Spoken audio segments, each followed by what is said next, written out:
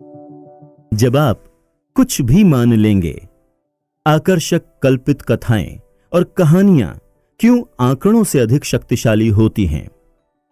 कल्पना कीजिए, एक एलियन को पृथ्वी पर भेजा जाए। उसका काम हमारी इकोनॉमी पर नजर रखना है। वो न्यूयॉर्क सिटी के ऊपर चक्कर काट रहा है, इकोनॉमी का जायजा ले रहा है कि कैसे सन 2007 से सन 2009 के बीच इसमें बदलाव आया। सन 2007 की नए साल की पूर्व संध्या पर वो टाइम्स स्क्वायर के ऊपर मंडरा रहा है। वो हजारों की संख्या में प्रफुल्लित पार्टी मनाते लोगों को देखता है, जो उज्जवल रोशनी, विशालकाय बिलबोर्ड, आतिशबाजी और कैमरों से घिरे हैं। वो सन 2009 की नए साल की पूर्व संध्या पर वापस टाइम्स स्क्वायर के पास आता है। वो हजारों की संख्या में प्रफुल्लित पार्टी मनाते लोगों को देखता है, जो उज्जवल रोशनी, विशालकाय बिलबोर्ड, आतिशबाजी और कैमरों से घिरे हैं। ये लगभग एक समान ही लगता है। उसे अधिक अंतर नजर नहीं आता। वो लगभग उसी संख्या में न्यूयॉर्क निवासियों को जमघट लगाए देखता है। वो लोग समान संख्या में ऑफिसों की इमारतों से घिरे हैं, जिनमें समान संख्या में कंप्यूटर सहित डेस्क हैं, जो समान संख्या के इंटरनेट कनेक्शन से जुड़े हैं। शहर के बाहर वो समान संख्या में कारखाने और गोदाम देखता है, जो समान हाईवे से जुड़े हैं और उन पर समान संख्या में ट्रक चल रहे हैं। वो जमीन के कुछ और निकट जाता है और देखता है कि समान विश्वविद्यालय समान विषय पढ़ा रहे हैं और समान संख्या में विद्यार्थियों को समान डिग्रियां प्रदान कर रहे हैं। वो देखता है कि समान संख्या में पेटेंट समान अभूतपूर्व विचारों को संरक्षित कर रहे हैं। वो ध्यान देता है कि तकनीक में सुधार आया है। सन 2009 में हर कोई स्मार्टफोन लिए घूमता है, जो सन 2007 में अस्तित्व ही नहीं रखते थे। कंप्यूटर अब और तेज हो चुके हैं। कारों को अब बेहतर गैस माइलेज मिलता है। सोलर और फ्रैंकिंग तकनीक अब विकसित हो चुकी है। सोशल मीडिया तेजी से बढ़ चुका है। जैसे जैसे वो देश के ऊपर से उड़ता है, वो यही सब देखता है। ग्लोब के चारों ओर भी काफी हद तक उसी समान। इकोनॉमी लगभग उसी स्थिति में है, शायद सन 2009 में सन 2007 की तुलना से बेहतर। वो ये निष्कर्ष निकालता है। फिर वो आंकड़ों पर नजर डालता है।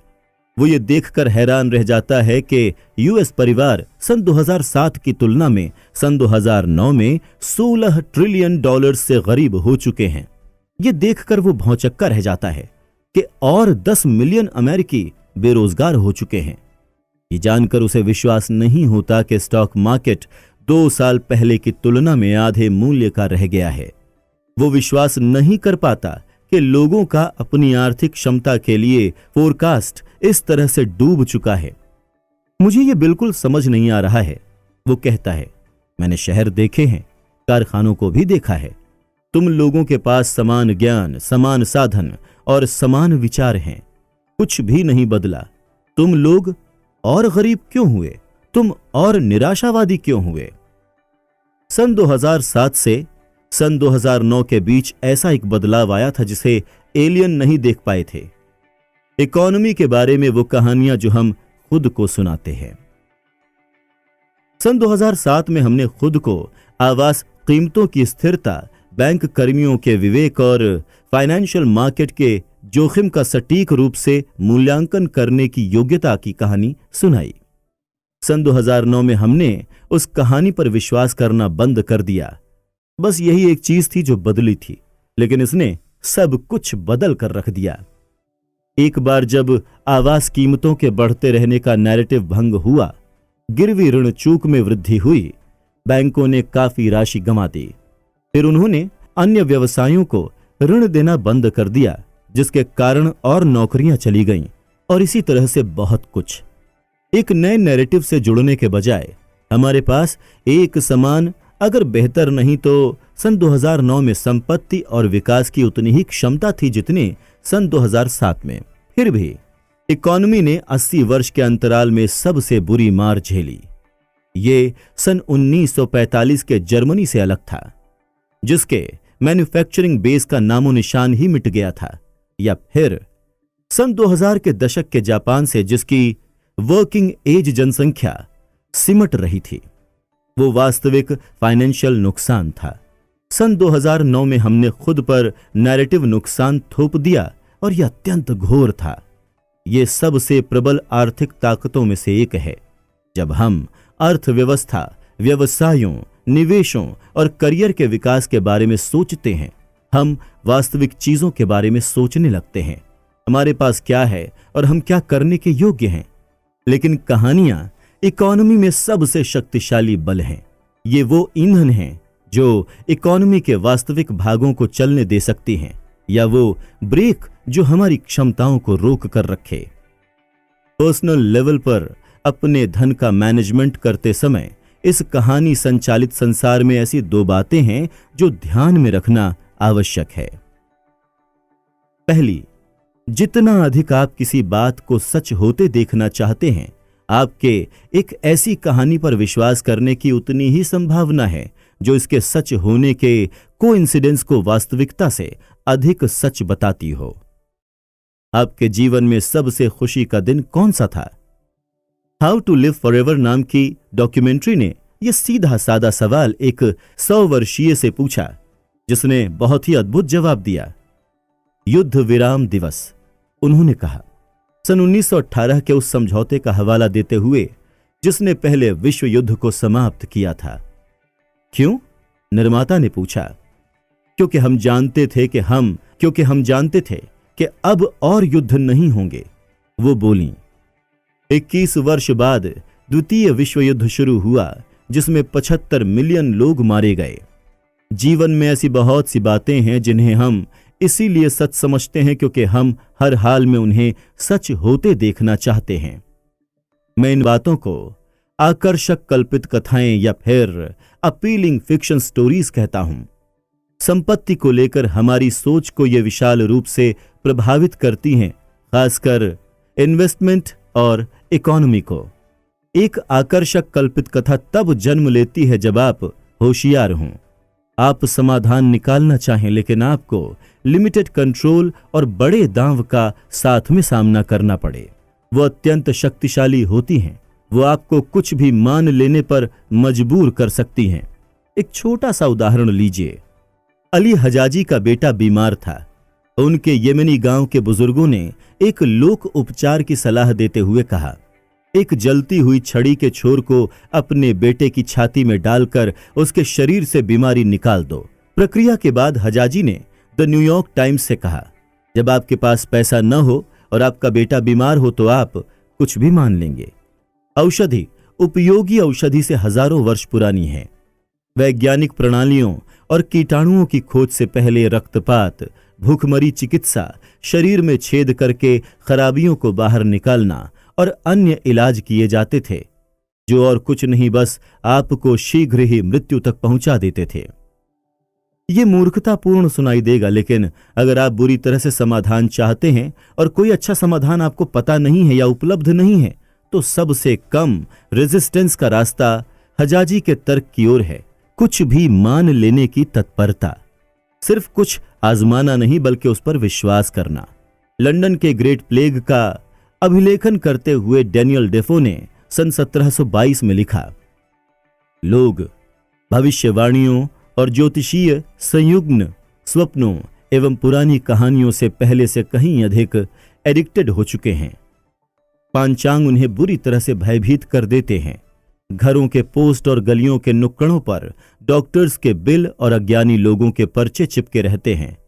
नीम हकीम जो लोगों को इलाज के लिए कुछ इस प्रकार न्योता दिया करते थे, प्लेग की रोकथाम के लिए अचूक गोलियां, कभी न चूकने वाले परिरक्षक, दूषित हवा के विरुद्ध सर्वश्रेष्ठ पुष्टिकारक पेय। प्लेग ने 18 महीने के अंतराल में 1/4 लंदन निवासियों की जान ले ली, और जब इतना कुछ दांव पर लगा हो तो आप कुछ भी मान लेंगे। अब जरा सोचिए, समान रूप से सीमित जानकारी और ऊंचे दांव हमारे फाइनेंशियल डिसीजंस को कैसे प्रभावित करते हैं। लोग टीवी निवेश कमेंट्री क्यों सुनते हैं, ये जानते हुए भी कि ये शायद ही कभी सफल होती है। कुछ हद तक इसलिए कि इन्वेस्टमेंट में बहुत कुछ दांव पर लगा होता है। कुछ सही स्टॉक खरीदने से आप बिना अधिक प्रयास के अमीर बन सकते हैं। अगर किसी के फोरकास्ट के सच होने की 1% संभावना भी है और इसके सच होने से आपका जीवन बदल सकता है, इस पर ध्यान देना मूर्खता नहीं है। अगर सच हो ही जाए तो। और फाइनेंशियल ओपिनियंस इतने अधिक है कि एक बार आप कोई कार्यनीति या दिशा चुन लें, आप वित्तीय और मानसिक दोनों तरह से उसमें इन्वेस्टेड हो जाते हैं। अगर आप चाहते हैं कि कोई स्टॉक 10 गुना बढ़ जाए, वो आपका दल है। अगर आप सोचते हैं कि कोई इकोनॉमिक पॉलिसी बेलगाम इन्फ्लेशन का कारण बनेगी, वो आपका दल है। ये कम संभावना वाले दांव हो सकते हैं। समस्या यह है कि दर्शक कम संयोगानुपात जैसे 1% को जांच नहीं सकते या फिर जांचते ही नहीं।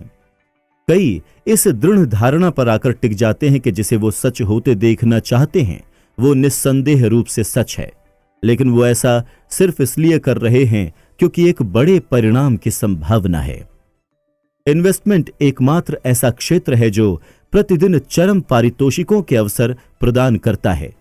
लोग वित्तीय नीम हकीमी में इस प्रकार विश्वास रखते हैं जैसे वो मौसम की नीम हकीमी में कतई नहीं करेंगे, क्योंकि स्टॉक मार्केट में सही फोरकास्ट लगाने के पारितोषिक और धूप या बारिश के पूर्वानुमान के पारितोषिक में जमीन आसमान का फर्क है। अब यही देखिए कि सन 2018 में खत्म होने वाले 10 सालों में 85% सक्रिय म्यूचुअल फंड्स ने अपने बेंचमार्क से खराब प्रदर्शन किया। यह आंकड़ा कई पीढ़ियों तक काफी हद तक स्थिर रहा है। आप सोचेंगे कि इतने खराब प्रदर्शन वाला उद्योग कोई आला सेवा होगी जो व्यवसाय में नहीं टिक पाएगी, लेकिन इन फंड्स में कम से कम $5 ट्रिलियन निवेशित है। किसी को अगले वॉरेन बफे के साथ निवेश करने का अवसर दीजिए और वो इतने विश्वास के साथ मान लेंगे कि लाखों लोग अपनी जमा पूंजी उसके पीछे लगा देंगे। या फिर बर्नी मैडॉफ को लीजिए। स्पष्ट दृष्टि में उनकी पॉन्जी योजना प्रत्यक्ष होनी चाहिए थी। उन्होंने ऐसे रिटर्न्स रिपोर्ट ऑडिट किए जिनमें कभी बदलाव नहीं आया। उन्होंने ऐसे रिटर्न्स रिपोर्ट किए जिनमें कभी बदलाव नहीं आया। उनका ऑडिट एक अज्ञात लेखांकन कंपनी ने किया था और मैडॉफ ने इस बारे में अधिक जानकारी देने से मना कर दिया कि वो रिटर्न्स कैसे प्राप्त किए गए। फिर भी मैडॉफ ने विश्व के कुछ सबसे सोफिस्टिकेटेड इन्वेस्टर्स से कई बिलियन डॉलर्स जुटाए। मैडॉफ ने एक अच्छी कहानी सुनाई और लोगों ने उस पर विश्वास किया। ये एक बड़ा कारण है कि रूम फॉर एरर, फ्लेक्सिबिलिटी और फाइनेंशियल इंडिपेंडेंस के लिए स्थान पिछले चैप्टर्स में चर्चित महत्वपूर्ण विषय अत्यावश्यक क्यों है। आप जिसे सच होते देखना चाहते हैं और एक स्वीकार्य परिणाम के लिए जिसके सच होने की आपको आवश्यकता है, इनके बीच का अंतर जितना अधिक होगा उतना ही आप खुद को इन आकर्षक फाइनेंशियल फिक्शन कथाओं का शिकार होने से बचा पाएंगे। किसी फोरकास्ट में रूम फॉर एरर के स्थान के बारे में सोचते हुए यह विचार लुभावना हो सकता है कि पोटेंशियल नतीजे आपके कुछ सही होने से आपके बहुत बहुत सही होने के बीच ही रहते हैं। लेकिन सबसे बड़ा जोखिम यह है कि आप किसी बात को इतनी बुरी तरह से सच होते हुए देखना चाहें कि आपके फोरकास्ट का कांटा वास्तविकता के दायरे से बिल्कुल ही बाहर हो। सन 2007 की आखिरी सभा में फेडरल रिजर्व ने सन 2008 और सन 2009 में होने वाली इकोनॉमिक ग्रोथ का फोरकास्ट किया। पहले से कमजोर होती अर्थव्यवस्था से निढाल ये फोरकास्ट आशावान नहीं था। इसने पोटेंशियल ग्रोथ की एक रेंज का पूर्वानुमान लगाया। 1.6% वृद्धि निचले सिरे पर, 2.8% ऊपरी सिरे पर। यह इसकी सुरक्षा सीमा थी, इसका रूम फॉर एरर। वास्तविकता में इकोनॉमी 2% से अधिक से कम हो गई, जिसका मतलब यह था कि फेड का निचले सिरे का अनुमान लगभग 3 गुना से ऑफ था। किसी भी पॉलिसी मेकर के लिए प्रत्यक्ष रिसेशन का फोरकास्ट करना कठिन है, क्योंकि इन्फ्लेशन उनके करियर को जटिल बना देगी।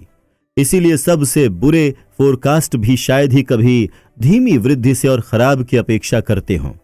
यह एक आकर्षक कल्पित कथा है और इस पर विश्वास करना आसान है, क्योंकि कुछ भी अधिक खराब की अपेक्षा का विचार भी कष्टमय होता है। पॉलिसी मेकर आलोचना का आसान निशाना होते हैं। लेकिन हम सभी किसी न किसी हद तक ऐसा करते हैं और हम ये दोनों दिशाओं में करते हैं। अगर आपको लगता है कि इन्फ्लेशन इकोनॉमी आने वाली है और इस एंटिसिपेशन में आप अपने स्टॉक बेच देते हैं, इकोनॉमी को लेकर आपका मत अचानक उसके अनुसार विकृत हो जाएगा जो आप चाहते हैं कि हो।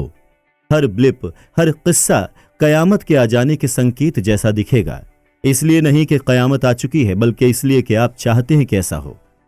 प्रोत्साहन शक्तिशाली मोटिवेशन होते हैं और हमें हमेशा ध्यान रखना चाहिए कि ये किस प्रकार हमारे फाइनेंशियल गोल्स और नजरिए को प्रभावित करते हैं। इस बात पर और अधिक जोर नहीं दिया जा सकता। फाइनेंस में रूम फॉर एरर के स्थान से बड़ी कोई शक्ति नहीं है और जितना अधिक दांव पर लगा हो उतना ही बड़ा ये होना चाहिए। दूसरा, हर किसी का विश्व का व्यू अधूरा होता है, लेकिन हम गैप्स को भरने के लिए पूरा नैरेटिव बना लेते हैं। मेरी इस किताब को लिखने के समय मेरी बेटी 1 वर्ष की है। वो हर बात को लेकर जिज्ञासु है और बहुत जल्दी सीख जाती है, लेकिन कभी कभी मैं उन सारी बातों के बारे में सोचता हूं जिन्हें वो समझ नहीं सकती। उसे बिल्कुल अंदाजा नहीं है कि उसके पिता हर सुबह काम पर क्यों जाते हैं। बिल, बजट, करियर, तरक्की, रिटायरमेंट के लिए बचत वगैरह उसे कुछ भी नहीं पता। जरा कल्पना कीजिए कि उसे फेडरल रिजर्व, क्रेडिट डिविएशन या नाफ्टा के बारे में समझाने की कोशिश की जाए। हाँ असंभव। लेकिन उसकी दुनिया अंधेरी नहीं है।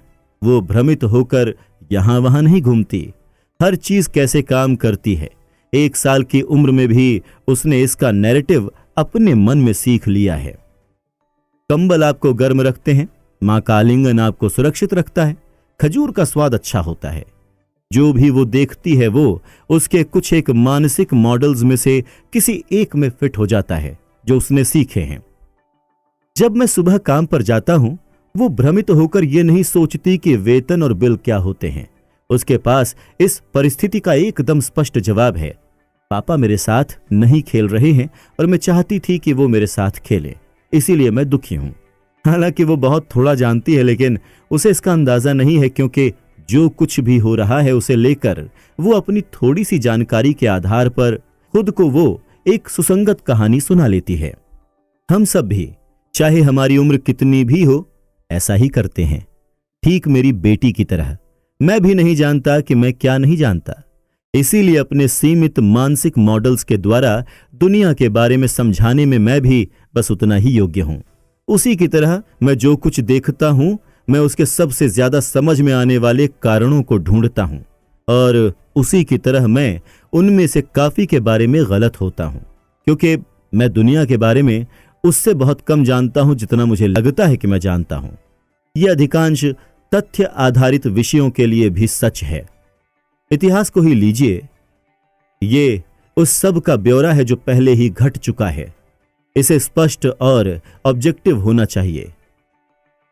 लेकिन जैसा B.H. लिडेल हार्ट ने अपनी किताब why don't we learn from history में लिखा, इतिहास को कल्पना शक्ति और सहज बोध की सहायता के बिना नहीं समझा जा सकता।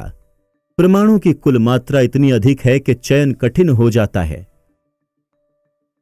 जहां चयन होता है वहां कला होती है।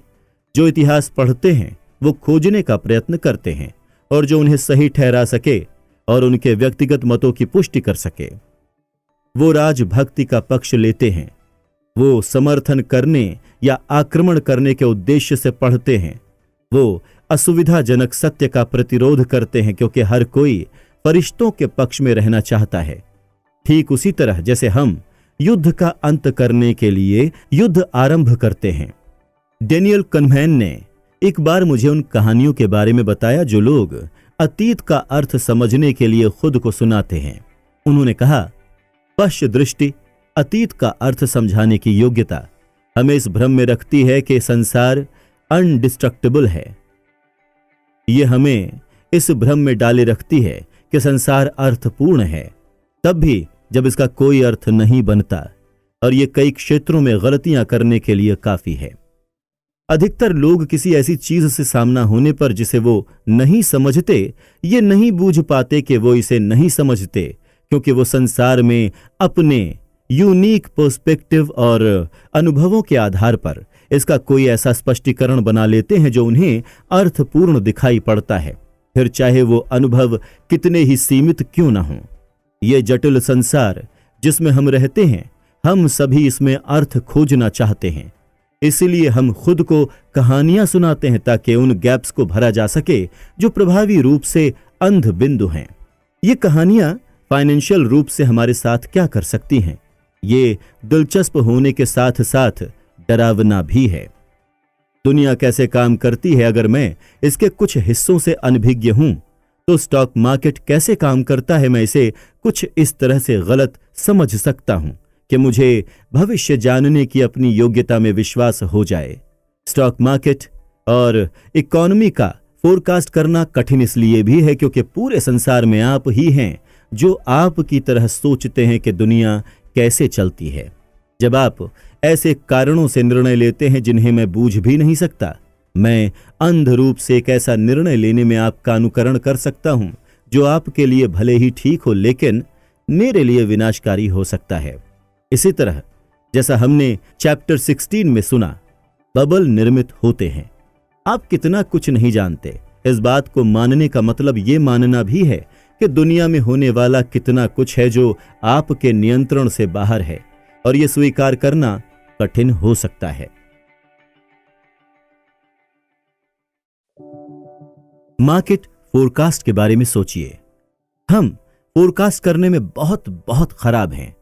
मैंने एक बार हिसाब लगाया कि अगर आप ये मान लें कि मार्केट हर साल अपने ऐतिहासिक औसत से ऊपर जाता है, आपकी एक्यूरेसी उससे बेहतर होगी अगर आप बड़े वॉल स्ट्रीट बैंकों के शीर्ष 20 मार्केट्स रणनीतिज्ञों के औसत वार्षिक पूर्वानुमानों का अनुकरण करें। रिसेशंस का फोरकास्ट लगाने की हमारी योग्यता भी कुछ खास बेहतर नहीं है, और चूंकि बड़ी घटनाएं एकाएक हो जाती हैं, फोरकास्ट लाभ से अधिक हानि कर सकते हैं। एक ऐसे संसार में निश्चितता का भ्रम देकर जहां अधिकतर परिणाम अनफोर्सीन घटनाओं से नियंत्रित होते हैं। कार्ल रिचर्ड्स लिखते हैं, जोखिम वो है जो तब बचा रह जाता है जब आप सोचते हैं कि आपने सब सोच लिया। लोग ये जानते हैं, मैं आज तक ऐसे इन्वेस्टर से नहीं मिला जो वाकई ये सोचता हो कि मार्केट के फोरकास्ट पूरे के पूरे ठीक और उपयोगी होते हैं, लेकिन फिर भी फोरकास्ट की मांग बहुत अधिक है, मीडिया में भी और फाइनेंशियल एडवाइजर्स के बीच भी। क्यों? साइकोलॉजिस्ट फिलिप टेटलॉक ने एक बार लिखा, हमारे लिए यह मानना जरूरी है कि हम एक प्रिडिक्टेबल और नियंत्रणीय संसार में रहते हैं, इसीलिए हम आधिकारिक सुनाई देने वाले लोगों की ओर मुड़ जाते हैं जो इस जरूरत को पूरा करने का आश्वासन देते हैं। उस जरूरत को पूरा करना यह समझाने का एक बहुत अच्छा तरीका है। नियंत्रण में होने की चाह रखना एक भावनात्मक खुजली की तरह है जिसे खुजलाना ही पड़ता है, बजाय एक एनालिटिकल समस्या के जिसका हिसाब लगाया जाए या समाधान निकाला जाए। नियंत्रण का भ्रम अनिश्चितता की वास्तविकता से अधिक विश्वासप्रद होता है, इसीलिए हम ऐसी कहानियों से जुड़ जाते हैं जो परिणामों को हमारे नियंत्रण में बताए। इसका एक कारण परिशुद्धि के क्षेत्रों और अनिश्चितता के क्षेत्रों के बीच भ्रमित हो जाना है। नासा का न्यू होराइजन अंतरिक्ष यान 2 वर्ष पहले प्लूटो के पास से गुजरा। ये एक 3 बिलियन मील की यात्रा थी जिसमें 9.5 वर्ष लगे। नासा के अनुसार इस यात्रा में जनवरी 2006 में अंतरिक्ष यान लॉन्च के समय किए फोरकास्ट के अनुसार 1 मिनट कम लगा। जरा इसके बारे में सोचिए। एक अपरीक्षित दशक भर की यात्रा में नासा का फोरकास्ट 99.99998% ठीक था। यह ठीक ऐसा ही है जैसे न्यूयॉर्क और बॉस्टन के बीच की यात्रा के बारे में फोरकास्ट लगाना और 1 सेकंड के 4 मिलियन भाग तक सही निकलना। लेकिन एस्ट्रोफिजिक्स पुरस्सरण का क्षेत्र है। ये फाइनेंस की तरह मनुष्यों के व्यवहार और भावनाओं की अनियमितताओं से प्रभावित नहीं होता। व्यवसाय, अर्थव्यवस्था और इन्वेस्टमेंट अनिश्चितता के क्षेत्र हैं जो ऐसे निर्णयों से संचालित होते हैं जिन्हें प्लूटो की यात्रा जैसे स्पष्ट सूत्रों से नहीं समझाया जा सकता, लेकिन हम बुरी तरह से चाहते हैं कि यह प्लूटो की यात्रा की तरह ही हो, क्योंकि एक नासा इंजीनियर का परिणाम पर 99.99998% नियंत्रण का विचार सुंदर और आरामदायक है। ये इतना आरामदायक है कि हम खुद को ऐसी कहानियां सुनाने के लिए ललचा जाते हैं कि हमारे जीवन के अन्य हिस्सों जैसे धन पर हमारा कितना नियंत्रण है। कहनमैन ने एक बार इन कहानियों के द्वारा लिए जाने वाले रास्ते का निरूपण किया। योजना बनाते समय हम बस इस पर ध्यान देते हैं कि हम क्या करना चाहते हैं और क्या कर सकते हैं। दूसरों की योजनाओं और कौशल को अनदेखा करते हुए जिनके निर्णय हमारे परिणामों को प्रभावित कर सकते हैं। अतीत का स्पष्टीकरण देते हुए और भविष्य का फोरकास्ट करते हुए हम कौशल की करणीय भूमिका पर ध्यान केंद्रित रखते हैं और भाग्य की भूमिका को अनदेखा कर देते हैं। हम उस पर ध्यान देते हैं जो हम जानते हैं और जो हम नहीं जानते उसे अनदेखा कर देते हैं, जो हमें हमारी धारणाओं में अति विश्वासी बना देता है। उन्होंने डिस्क्राइब किया कि कैसे यह व्यवसाय को प्रभावित करता है। मुझे कई ओकेजन्स पर स्टार्टअप्स के फाउंडर्स और पार्टनर्स से यह प्रश्न करने के कई अवसर मिले हैं। आपके प्रयास का परिणाम किस हद तक इस पर निर्भर करेगा कि आप कंपनी में क्या करते हैं। निस्संदेह रूप से ये एक सरल प्रश्न है, उत्तर तुरंत ही आ जाता है और ये कभी भी 80% से कम नहीं रहा है, जब उन्हें ये भी निश्चित रूप से पता नहीं होता कि वो सफल होंगे या नहीं। ये निर्भीक लोग मानते हैं कि उनका भाग्य लगभग पूरी तरह से उनके ही हाथों में है। वो निश्चित रूप से गलत हैं। किसी भी स्टार्टअप का नतीजा उसके प्रतिद्वंदियों की उपलब्धियों और मार्केट में होने वाले बदलाव पर भी उतना ही निर्भर करता है जितना उनके खुद के प्रयासों पर। फिर भी व्यवसायी स्वाभाविक रूप से उसी पर केंद्रित रहते हैं जिसे वो अच्छी तरह से जानते हैं। उनकी योजना और कार्यवाही और सबसे निकट के खतरे और अवसर जैसे अवेलेबिलिटी ऑफ फंड, वो अपने प्रतिद्वंदियों के बारे में कम जानते हैं। इसीलिए स्वाभाविक रूप से एक ऐसे भविष्य की कल्पना करने लगते हैं जहां प्रतिस्पर्धा की कोई खास भूमिका न हो। कुछ हद तक हम भी ऐसा करते हैं और ठीक मेरी बेटी की तरह यह हमें जरा भी परेशान नहीं करता। हम विचारहीन और भ्रमित होकर नहीं रहते। हमें यह सोचना पड़ता है कि हमारी जानकारी के अनुसार जिस संसार में हम रहते हैं वो अर्थपूर्ण है। अगर आपको ऐसा ना अनुभव हो तो हर सुबह बिस्तर से निकलना बहुत कठिन हो जाएगा। लेकिन पृथ्वी के ऊपर मंडराता वो एलियन, अरे वही जिसे विश्वास है कि वो जो देखता है उसके आधार पर वो जानता है कि आखिर हो क्या रहा है, लेकिन बिल्कुल गलत सिद्ध होता है क्योंकि वो नहीं जान सकता कि अन्य लोगों के दिमाग में कौन सी कहानियां चल रही हैं। वो हम सब हैं।